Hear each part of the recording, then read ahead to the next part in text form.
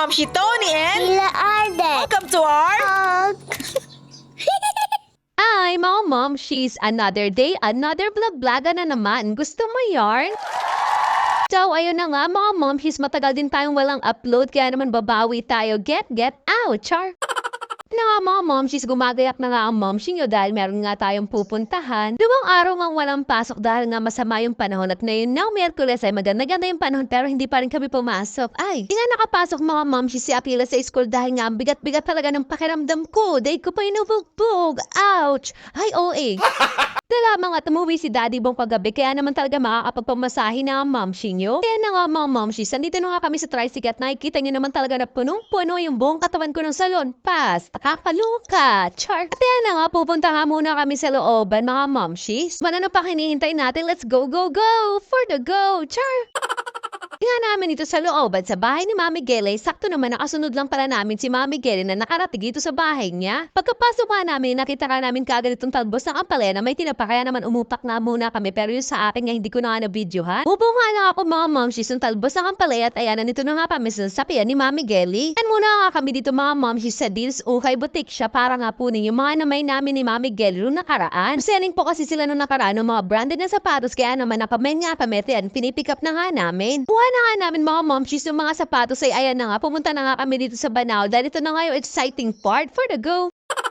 Tunga kami sa Banao ni Mami Gele mga momshis dahil nga sobrang sakit na talaga ng aking katawan. Ali kasi ako nagawa mga momshis. Lagi ko nga itong nire-remind sa mga momshis ko, lalo na po sa mga momshis ko sa TikTok. Di ko nga itong nire-remind na pagkatapos mag-workout, magpapahinga lang ng konti pero wag hahayaan na matuyo yung mga pawis bago maliko. So ang ginawa ko nga, talaga naman napalimot ako mga momshis noon nakaray. Talaga namang super hataw ako sa Zumba at pag uwi ko nga, nagpahinga nga ako, natuyuan na talaga ako ng pawis, sabay naligo ako. To mga momshis, talaga namang super bigat talaga ng pakaramdam ko yung para na akong lalagnatin sa sakit. Tang araw ko pa talaga gusto na magpamasahe mga momshis kaso nga lang wala nga si Daddy Bong, wala magbabantay kay Akila kaya buti na lamang at umuwi si Daddy Bong kagabi kaya naman natuloy na nga ito. Palagi ko nga pagre-remind opo sa aking mga momshis na huwag magpapatuyo talaga ng pawis bago maligo. Ayan, ako yung nakalimot. Ay, OA. Kapili na nga kami ni Mami Gele ko ano ba yung masahe na gagawin sa amin. Ayan, minasahe na nga kami mga momshis. I-dash massage with hot stone nga po yung napili namin ni Mami Gele mga momshis. Pero ako talaga nagpadagdag ako ng bentosa dahil talaga naman sobrang lala na talaga ng lamig ko mga momshis. Oras kami tapos na nga kaming masahihin mga momshis. Talaga naman masasabi ko na gumaan talaga yung pakiramdam ko. Opo. Ang kagabi nga, hindi ko maintindihan talaga yung nararamdaman ko kasi kada baling ko talaga mga momshis napakasakit lalo yung mga muscle. Yung talaga nananakit sa atin, buong muscle ang buong katawan. Ngayon mga momshis talaga naman napakaginhawa habang nagbo-voice over ako talaga naman magaan na talaga yung pakiramdam ko. Nung tapos na nga kami, dumaan nga muna kami dito kala Ate Yoli para nga bumili ng barbecue. Ito na nga lamang yung magiging hapunan namin at habang nga hinihintay nga namin maihaw yung aming mga in-order ay ayan, nakita ko pa nga yung mga sikat na vlogger ng San Miguel, Bulacan for the win. Naman mga momshis, ayan, nag-video nga kami ni Akila dito sa mga poster ng mga sikat na vlogger ng San Miguel, Bulacan dahil baka sumikat din kami. Baka ito na yon, char!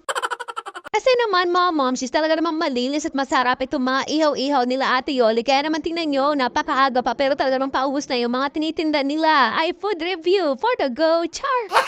Okay na nga kami, umuwi na nga kami dito sa bayan. Tingnan nyo naman yung ilaw ng aming banyo mga momshis, wala nang liwanag. Pero kitang-kita yung mga nakasabit na bra. Ay, yung ano dyan mga momshis kasi nga nilalaban ko yung mga underwear ko pagkatapos kong maligo for the go. Doon napalitan ko na nga ng bagong ilaw yung aming banyo. Ay, ayan, pumasok nga ako dito sa kwarto at hinanap ko naman yung aking salamin dahil umalis nga ako kanina na wala akong salamin na talaga namang hirap na hirap ang momshi nyo sa sobrang labo ng ating mga mata. Kung nga nagawang hanapin kanina dahil nagmamadali na kami dahil hapon na dito ko lang pala siya matatagpuan sa ilalim ng aming kama. Talaga naman, oo.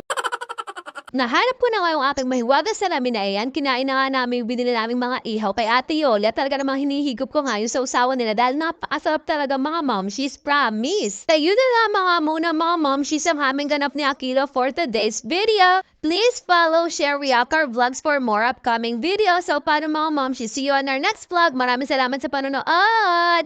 Bye-bye!